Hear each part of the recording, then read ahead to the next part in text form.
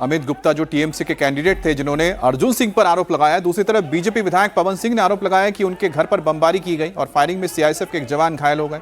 पवन सिंह 2026 के पश्चिम बंगाल विधानसभा चुनाव में भाटपाड़ा विधानसभा चुनाव से क्षेत्र से चुनाव लड़ रहे हैं। कि हम लोग का स्ट्रीट कॉर्नर मीटिंग हो रहा था तो टीएमसी वाले कुछ आए, जो 17 नंबर वार्ड का काउंसलर है मनोज पांडे जी, वो आया अपने लड़कों को लेकर वहाँ झमेला करने लगा। उसके बाद फिर हम गए आईसी के पास, जाके कंप्लेन किए कि हम लोग परमिशन लेके हम लोग जब ये स्ट्रीट कॉर्नर मीटिंग कर रहे हैं तो फिर टीएमसी वाले आके क्यों झमेला कर रहे हैं। हम लोग प्रतिवाद किए, प्रतिवाद करने के बाद थाना के पास फिर हमने कंप्लेन किया। कंप्लेन होने के बाद उन्होंने बोला कि हम एक्शन लेंगे, पर आज देखने को मिला कि वही लोग, वो लोग आज फिर जब हमारे आदरणीय नरेंद्र मोदी जी का जब हम लोग फ़ोटो लगा रहे थे उनके स्वागत के लिए, तो उनके कुछ लड़के जाके वहाँ डिस्टर्ब कर रहे थे। तब तक देखें कि पहले पत्थर चला, पत्थर चलने के बाद फिर बम चला। हाँ, हमारे यहाँ ये जो शटर था, मतलब हमारा ड्राइवर उस टाइम हमको ड्रॉप करके वहाँ खड़ा था, पानी पी रहा था। हम लोग अभी फुटेज में उसको देखें। और उसके बाद फिर उसके ऊपर पत्थर चला, वो जल्दी शटर बंद कर दिया। शटर बंद करने के बाद फिर बम चला, उसके बाद फिर फायरिंग होने लगी। फायरिंग होने के बाद उसी में हमारा सीआईएसएफ का एक गोली लग गया।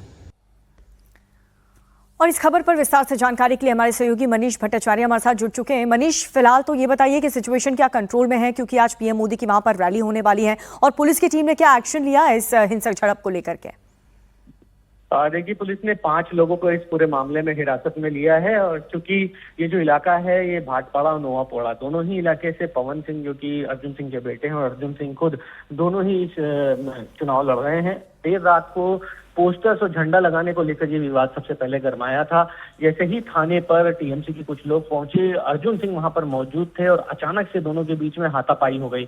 उसके बाद ये बताया जा रहा है कि बमबाजी भी हुई है, गोलीबारी भी हुई है, जिसमें एक सीआईएसएफ जो कि अर्जुन सिंह की सिक्योरिटी में तैनात थे वो घायल हुए। उनको कोलकाता में एडमिट किया गया और भारी डिप्लॉयमेंट पुलिस का वहां पर तैनात किया गया है। सेंट्रल फोर्सेस का डिप्लॉयमेंट वहां पर किया गया है। 5 लोगों को हिरासत में लिया है, लेकिन अभी और भी उन लोगों की तलाश की जा रही है जिन लोगों ने हंगामा किया, खासतौर पर जिन्होंने बमबाजी और गोलीबारी की है। तो जैसा कि मनीष जैसा बता रहे हैं कि 5 लोगों के ऊपर एक्शन हुआ है और इस पूरे मामले में आगे की कार्रवाई हो रही है। लेकिन मनीष, एक चीज और बताइए, क्योंकि ये तो बहुत पहले से ही सब लोग जानते हैं कि बैरकपुर का जो इलाका है वो कितना ज्यादा सेंसिटिव है, खासतौर पे अर्जुन सिंह का उस इलाके में एक वर्चस्व माना जाता है। तो क्या यही वजह कि टीएमसी को खतरा है कि वहां की 3-4 जो सीटें आसपास की वो काफी ज्यादा प्रभावित हो सकती हैं बीजेपी के साथ उनके जुड़ने के बाद से? हाँ बिल्कुल, देखिए, अर्जुन सिंह एक वक्त था जब ममता बनर्जी के बहुत खासम खास सिपह सलार हुआ करते थे। उसके बाद जब वो बीजेपी में आए, फिर वो सांसद भी बने, उसके बाद बीजेपी से चुनाव भी लड़े, और फिर हुआ कि उनके बेटे और यानी अर्जुन सिंह और उनके बेटे दोनों उसी क्षेत्र से चुनाव लड़ रहे हैं। और यही वजह है कि इस बार बीजेपी ने अर्जुन सिंह और उनके बेटे दोनों को ही टिकट दिया है, क्योंकि उनके बेटे पवन सिंह वर्तमान से विधायक है। अभी कुल मिला के स्थिति जो है, जो कि हिंदी भाषी लोग वहां पर बहुत ज्यादा है और बताते हैं कि अर्जुन सिंह का दबदबा है, लिहाजा टीएमसी और के जो नेता और अर्जुन सिंह के जो लोग हैं उनके बीच में क्लैश होना स्वाभाविक है। लेकिन इस इलाके में बताते हैं कि अर्जुन सिंह और उनके बेटे का काफी दबदबा है, और कहीं ना कहीं चूंकि प्रधानमंत्री नरेंद्र मोदी की सभा होने वाली और उससे पहले पूरे इलाके में जब पोस्टर्स पाटे गए तब ये हंगामा हुआ, और इसी को लेकर कहीं ना कहीं विवाद। जाहिर सी बात है कि भाई कहते हैं ना कि बहुत हाई वोल्टेज यहाँ पर इस वक्त चुनाव हो रहे हैं। खासतौर पे उत्तर 24 परगना एक ऐसा जिला है जहां पर 33 सीटें हैं, टीएमसी का गढ़ माना जाता है। और बीजेपी की कोशिश यही है कि बीजेपी को अगर सत्ता में आना है तो सेंधमारी करनी पड़ेगी नॉर्थ 24 परगना में। और नॉर्थ 24 परगना में जो बैरकपुर और इसके आसपास का इलाका में यहाँ पर हिंदी भाषी लोग होने की वजह से बीजेपी को यह लगता है कि अगर प्रधानमंत्री मोदी का जो यहाँ पर एक पॉपुलैरिटी है और उनका जो जिस तरह का व्यक्तित्व है वो यहाँ पर ज़्यादा से ज़्यादा सीट लाने में बीजेपी के लिए मदद कर सकता है। और यही वजह कि लगातार आप देखिए कि टीएमसी और टीएमसी के नेता काफ़ी इससे आप समझ सकते हैं कि डरे हुए हैं। और बंगाल में दूसरे फेज की वोटिंग से ठीक एक दिन पहले देसी बमों का बहुत बड़ा जखीरा मिला है।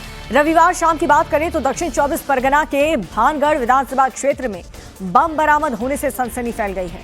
पुलिस ने उत्तर काशीपुर पुलिस स्टेशन के इलाके में तृणमूल कार्यकर्ताओं के घर के पीछे के बगीचे से कुल 100 नए बम बरामद किए हैं। बताया ये भी जा रहा है कि उत्तर काशीपुर पुलिस स्टेशन की सूचना मिलने पर छापेमारी की गई उस इलाके में, और एक घर को लेकर के संदेह होने पर उस घर के पीछे के बगीचे में तलाशी ली गई और तलाशी के दौरान एक थैला मिला। जब पुलिस ने उस थैले को खोला उसमें एक एक करके कुल 100 नए बम निकले हैं। इसके बाद पुलिस ने तुरंत ही पूरे इलाके को घेर लिया और बाद में बम डिस्पोजल स्क्वाड को बुला करके बरामद बमों को निष्क्रिय किया गया। और इस पूरी घटना के बाद इलाके में तनाव फैल गया है। स्थानीय लोग काफी ज्यादा डरे हुए हैं। वहीं कोलकाता में बॉम्ब ब्लास्ट के मामले में एनआईए ने बड़ी कार्रवाई की है। एनआईए ने इस मामले में मुख्य आरोपी अहिदुल इस्लाम मोल्ला को गिरफ्तार कर लिया है। ये गिरफ्तारी दक्षिण 24 परगना जिले के विजयगंज बाजार इलाके से की गई है। एनआईए जांच में खुलासा हुआ है कि अहिदुल इस्लाम मोल्ला बम ब्लास्ट में शामिल था। अहिदुल इस्लाम मोल्ला का एक साथी पहले ही गिरफ्तार हो चुका है। इस साल मार्च में कोलकाता में बॉम्ब ब्लास्ट हुआ था जिसमें एक शख्स की मौत हो गई थी और साथ ही 3 लोग घायल हो गए थे और इसी सिलसिले में दक्षिण 24 परगना से अहिदुल मोल्ला को गिरफ्तार किया गया है।